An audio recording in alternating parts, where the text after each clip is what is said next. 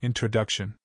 This report details a case of a spinal cord ganglioglioma in a 7.5-year-old male, neutered German Shepherd dog, marking the first such documented instance with comprehensive clinical, imaging, and pathological analysis in a canine patient.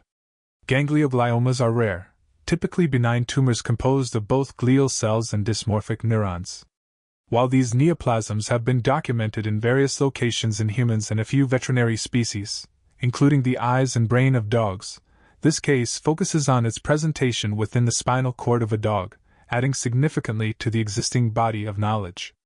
The study thoroughly investigates the clinical presentation, diagnostic imaging, and the final pathological confirmation of the tumor, thus providing valuable insights for veterinary neurology. The abstract explains that the dog showed a 1-month history of left-sided hemiparesis.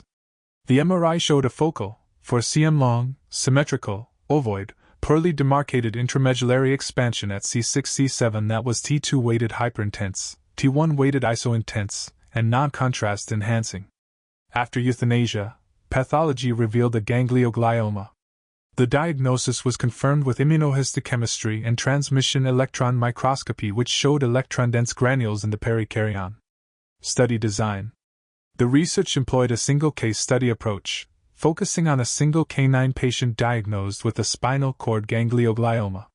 The study included a comprehensive review of the animal's medical history, a thorough neurological examination, and extensive diagnostic imaging, including magnetic resonance imaging, or MRI, of the head and cervical spine. Various other tests, such as a complete blood count, chemistry panel, urinalysis, cerebrospinal fluid analysis, and vector-borne disease panels, were also conducted to exclude other potential causes for the dog's condition. Post-euthanasia, a complete necropsy was performed, including detailed histological examination, immunohistochemistry, and transmission electron microscopy, to confirm the diagnosis and characterize the tumor fully. The data collected and analyzed included detailed clinical findings, results of advanced imaging, and extensive pathological evaluations, allowing for the comprehensive description of the case. The collected data underwent meticulous analysis by veterinary pathologists certified by the American College of Veterinary Pathology. The study also reviews previous literature on gangliogliomas in both human and veterinary medicine, to add context and discuss the significance of this unique case. Results. Clinical presentation. The 7.5-year-old German Shepherd presented with a 1-month history of progressive left forelimb lameness and dragging. The neurological examination revealed several key findings. The dog was not weight-bearing on the left forelimb, exhibited conscious proprioceptive deficits in both the left forelimb and hind limbs, and showed hind limb ataxia, characterized by crossing of the hind limbs. A notable left-sided hemiparesis, muscle atrophy, and asymmetry in the temporal muscles and limbs were also observed. The dog's mental status and cranial nerve reflexes were within normal limits. Based on the neurological exam, neurolocalization was determined to be in the brainstem and/or the C1-C6 region of the spinal cord. Initial diagnostic tests such as radiographs of the cervical area, shoulder, and elbow, as well as a whole-body CT scan, showed no significant abnormalities related to the symptoms. Similarly, complete blood count, chemistry panel, urinalysis, CSF analysis, vector-borne disease panel, fungal panel, toxoplasma titers, thoracic and abdominal radiographs, and abdominal ultrasound were also unremarkable and had no significant related findings. Results. Imaging. Magnetic resonance imaging of the head and cervical spine was performed and revealed a focal, symmetrical, ovoid, and poorly demarcated intramedullary lesion at the level of the C6-C7 spinal cord. The lesion was approximately 4 cm long, filled the vertebral canal at its maximum diameter, and displayed specific signal characteristics on MRI. The mass was T2 weighted hyperintense, meaning it appeared brighter on T2 weighted images, and T1 weighted isointense, meaning its signal intensity was similar to that of surrounding tissue on T1 weighted images. Critically, the lesion did not show contrast enhancement, which helps to further characterize the lesion. These MRI findings, combined with the lack of evidence of neoplasia elsewhere in the body, suggested a primary central nervous system neoplasm. Figure 1 shows 2 sagittal views of the cervical spine. The first image, Figure 1a, is post-contrast T1 weighted MRI, and Figure 1b shows T2 weighted MRI. Both images demonstrate a focal intramedullary mass expanding the C6-C7 spinal cord. The mass is approximately 4 cm long and is ovoid-shaped. The mass is isointense and does not enhance on the T1 weighted post-contrast image Figure 1a, and the mass is hyperintense on the T2 weighted image Figure 1b. Arrows in the image indicate the margins of the mass. Results: outcome and necropsy. Due to the severity and progression of the neurological disease, the dog was humanely euthanized 1 month after initial presentation.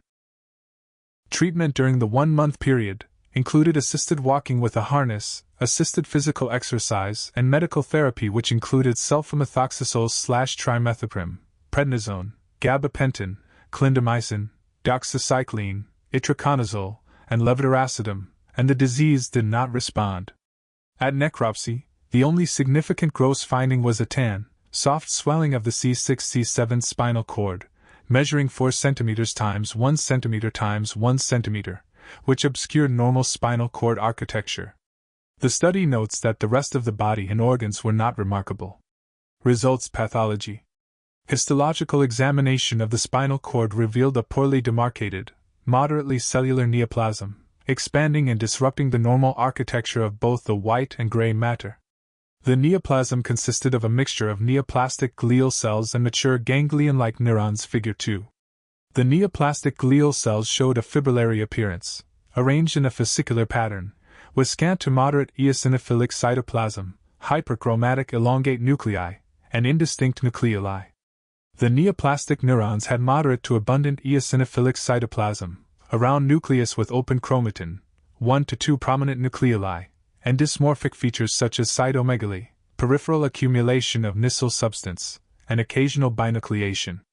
Rare mitotic figures, Rosenthal fibers, and eosinophilic granular bodies were observed within the neoplasm. The surrounding white matter showed some spongiosis and axonal spheroids, and luxal fast blue staining highlighted myelin loss within the neoplasm.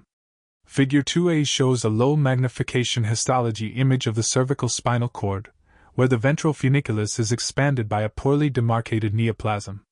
Figure 2b shows a higher magnification of the neoplastic area and shows that it is composed of glial cells and dysmorphic neurons. One of the neurons shows binucleation in the inset of Figure 2b. Figure 2c shows immunohistochemistry results for the neuronal marker NUN, demonstrating immunoreactivity in neoplastic neurons, while glial cells are not stained. Figure 2d is an electron micrograph of a neoplastic neuron, which shows numerous electron-dense granules within the perikaryon. Results: immunohistochemistry and electron microscopy. Immunohistochemistry further characterized the neoplastic cells. The neoplastic neurons showed diffuse strong nuclear and weak cytoplasmic immunoreactivity to NUN and strong cytoplasmic immunoreactivity to NSE, but lacked immunoreactivity to GFAP. Conversely, the neoplastic glial cells, or astrocytes, had diffuse, strong cytoplasmic immunoreactivity to GFAP, and lacked immunoreactivity to NUN, which is typical for these cell types. Transmission electron microscopy confirmed the diagnosis by revealing numerous electron-dense granules within the perikaryon of the neoplastic neuronal cells. Discussion. The discussion section of the article emphasizes the rarity of spinal cord gangliogliomas, especially in dogs. The study underscores the clinical variability of these tumors, as signs often correlate with the location of the mass. In this case, the spinal cord ganglioglioma caused neurological deficits such as hemiparesis and loss of proprioception. The MRI findings were consistent with the diagnosis of a neoplasm, characterized by a single mass effect, a regular shape, and a lack of contrast enhancement, and an intramedullary location. The signal intensity findings of T2 hyperintensity and T1 isointensity were not used to differentiate the mass from other types of lesions, as signal intensities are not unique features, with the most reliable criteria for a neoplastic lesion being the presence of a single mass with mass effect and regular shape. The article mentions previous reports of gangliogliomas in other areas of the canine central nervous system and discusses the variable MRI findings observed in these cases. For example, one case had contrast enhancement, while another, like the case presented in this paper, had T1 hypointensity and T2 hyperintensity with no contrast enhancement. The study also compared intramedullary tumors to other spinal cord tumors and mentions that they are uncommon, constituting 15% of spinal cord tumors in a study of 331 cases. Common intramedullary tumors include ependymomas, astrocytomas, and other more rare types, with a previous report of a single ganglioglioma. The article highlights the generally good prognosis for gangliogliomas that can be surgically removed and references two previous canine cases where surgical removal led to resolution of clinical signs and good outcomes. However, the tumor in this case was not amenable to surgical excision, and hence the dog was euthanized. The discussion also covers the differential diagnosis and indicates that an infiltrative glioma with entrapped native neurons should also be considered, but this can be ruled out by the presence of dysmorphic neurons with characteristic features. The presence of dense core granules in the neoplastic neurons on transmission electron microscopy was crucial to confirming the diagnosis. This is also the first time this has been reported in a veterinary patient. The authors highlight the usefulness of immunohistochemistry in confirming the diagnosis, especially because the neoplastic neurons may not have a clear morphology on standard histologic stains. The study also reviews the various markers that can be used, like NUN and NSE for neurons, and GFAP for astrocytes, and notes that in some human cases, tumor cells may react to both neuronal and astrocytic markers. Finally, the authors conclude by emphasizing that this case report provides valuable information about the clinical presentation, imaging, and pathology of a canine spinal cord ganglioglioma. Although uncommon, it should be included as a differential in the diagnosis of intramedullary spinal cord tumors. The authors also include acknowledgments, conflict of interest, and data availability statements, as well as their contribution to the study. The authors include a disclaimer that the views expressed do not necessarily represent the views of the Department of Defense or the U.S. government. A disclosure is provided noting that the case was presented as an abstract at a prior conference. The article also includes a references section and supporting information section. From Vet NeuroJar, keep those minds inspired, hearts light, and tails wagging.